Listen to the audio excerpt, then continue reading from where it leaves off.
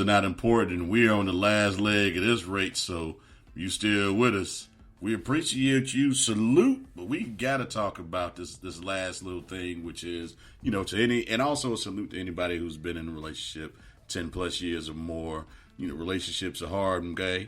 And you've got to be able to handle yourselves and learn more about yourselves and understand that people are continuing to grow and develop. And I hear a lot of times that people are growing apart, but I think that some people may feel like they're in stagnant relationships free because that person they're in a relationship with is growing a different way, and they wanted it to all stay the same. We're going back to that whole concept of change.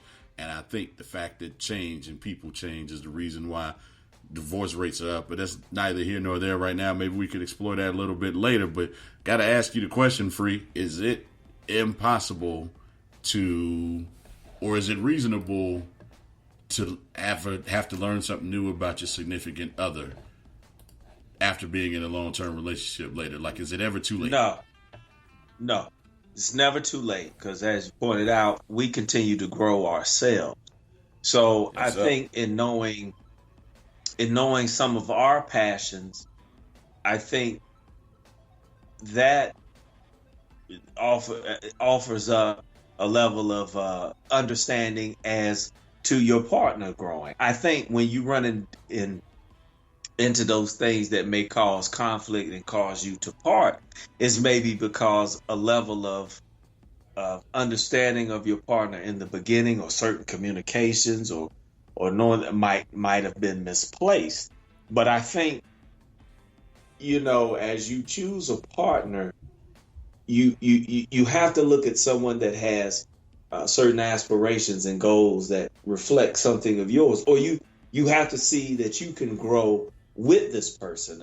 And I look at my wife and how I've seen her grow into several new passions, with becoming a doula.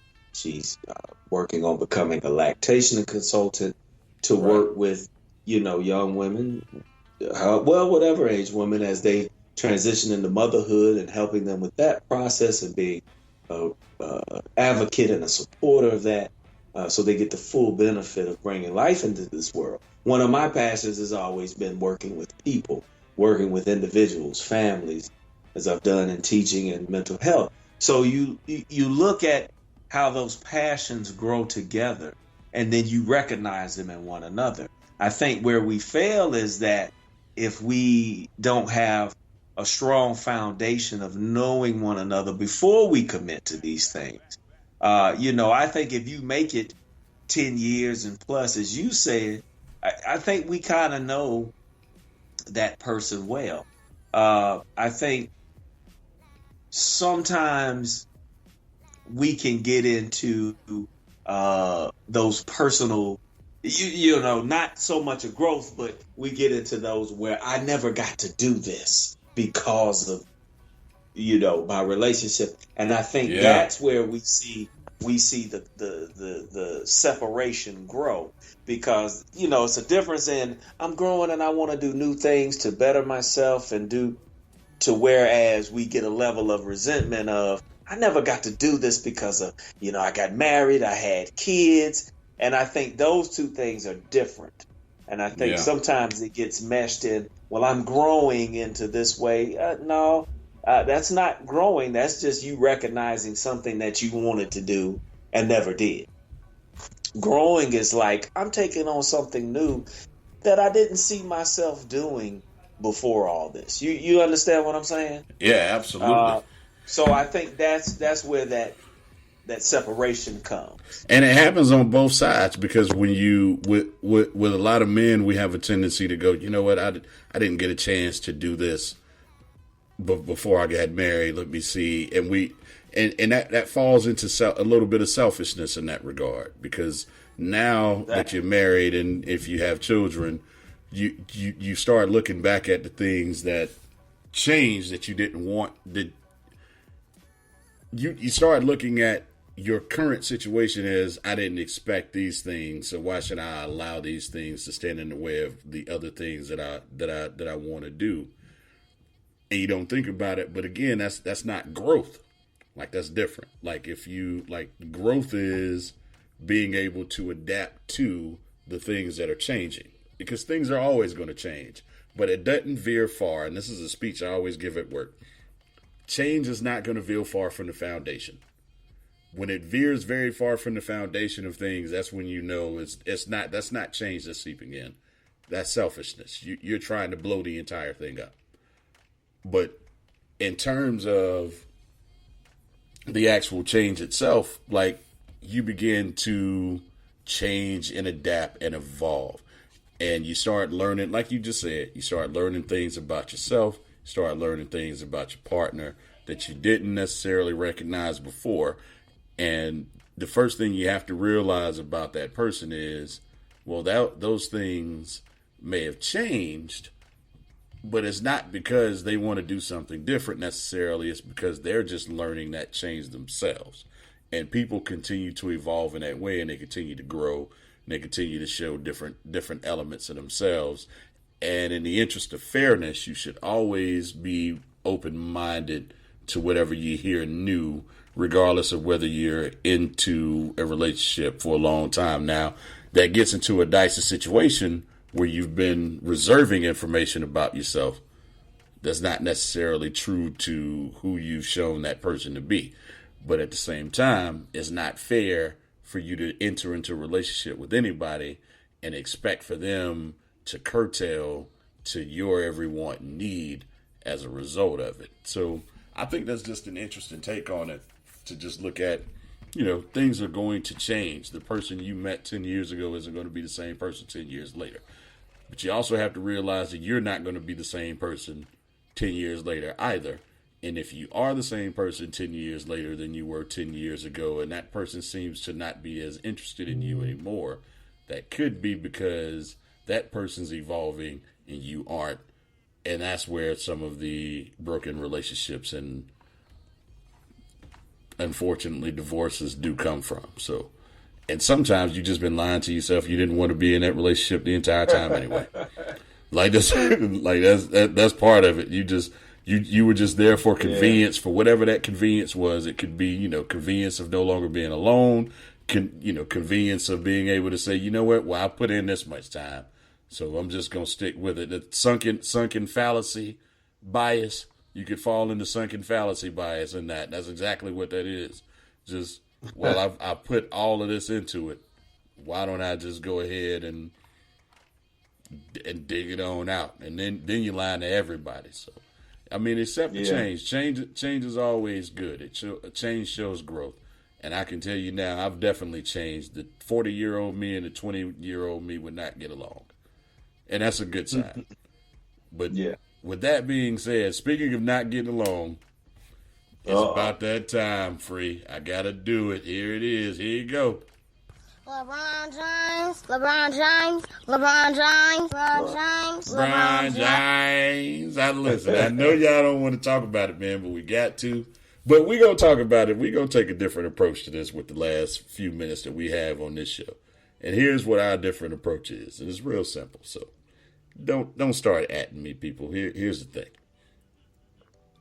We only want to talk about LeBron James and Michael Jordan and compare and contrast how they're different and how they're the same, and the reason we keep having this argument. So, Free, if you wouldn't mind, I'm going to go first because I want to be able to get this out. I've said it more than once, so I'll say it again. I've always felt like Michael Jordan was the best basketball scorer that I've ever seen, by far. How he affects a game and his ability to score. LeBron James, I felt like, was the better overall basketball player because of what he brought to the game. But there are things that weigh heavy on both sides that tilt the argument in one way. And what that made me realize is there is no argument. The only thing you really can do is compare and contrast, and whichever side you fall on is going to be the one that you like the most. So for me, I've always looked at just what they do in comparison that is like each other. One is how they affect their teams. Both of them affect their teams in a tremendous way, and both positively. Without them as the catalyst on their teams, their teams have a harder time trying to win. Now, in LeBron's case, and whichever side you land on is where you land on. In LeBron's case, his teams tend to fall off the map. In Jordan's case, his teams still seem to be competitive, but still not quite as good. But again, they're not winning without him, so none of that really matters that much.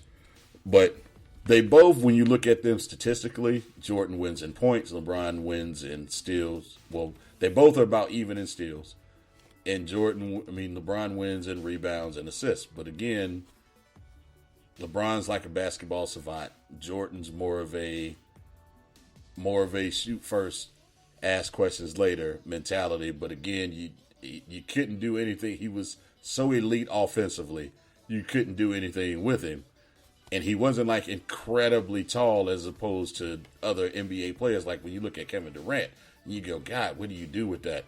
Michael Jordan wasn't that tall, and he was giving you Kevin Durant kind of appeal where you can't do anything with him. He was just that good in comparison. But, I mean, he's also not 6'8", 260.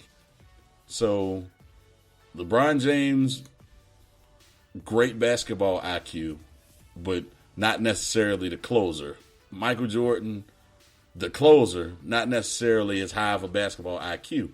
And when I say that, you have to understand that LeBron James is more of a basketball savant.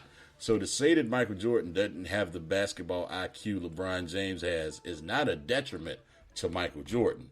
Most people don't have the basketball IQ LeBron James has. It's very high intellect of the game, and that's really what makes him as good as he is. But again, LeBron's, to be fair, in his argument, so people can understand I'm not being biased in his argument, to be fair, what hinders LeBron as in a negative actually is his basketball IQ, because there are times where he thinks way too much.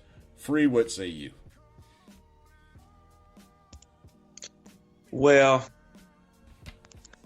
I agree, but once again, I want to point out, even in trying to be impartial and looking at the stats of this matter, you still have to look at the role of players within that team and what their duties were within that system. And I think when you get into that, you see how different these two players are. So I want to say that to this. Let's stop the comparison, because these two are truly hard to compare, because they are two totally different players. So let's stop trying to make these arguments, Jordan people, LeBron people. Not saying you, Matt, but let's stop trying to say who's better and just understand that both are great for what they did, but they were totally different players. And like it's been said before, it's more feasible to compare a Kobe and Michael Jordan. I'm saying Mike like I know him. We go back, but it's easy to compare them because they had a similar prowess on the basketball floor. They were scorers, two guards, defenders, boom. LeBron kind of came in like a do-all, 4 positions. So it's, and he was just a different player, different mindset. So I get to that, but I feel what you're saying. But here's the thing. But we're gonna try to keep it down the middle. But see, here's the thing, and you have people who are looking at efficiency rating and things of that nature, and I'm gonna look at box score plus and minus, player efficiency rating, usage percentage, value over replacement, and true shooting percentages. And we're going to scrap win shares because LeBron James has played significantly more basketball than Michael Jordan. So let's start there. When we look at that,